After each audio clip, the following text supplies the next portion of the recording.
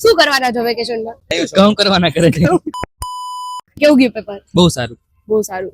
બહુ સારું, super duper, બાકા જીકી. હવે પેપર પતી ગયું છે એટલે તો તમારા બધાનો ઉત્સાહ દેખાય જ છે. શું કરવાના છો વેકેશનમાં? ફોન જોવો, મજા કરો અને CF ની તૈયારી. ઓકે. ફૂટબોલ. इतनी खुशी मुझे आज तक 12 કલાક સુવન 12 કલાક જલસા કરો. આટલા બધા પેપર માંથી એક પેપર એવું ગયું છે કે જે ખરાબ ગયું હોય? ના ના, હે કઈ નહીં.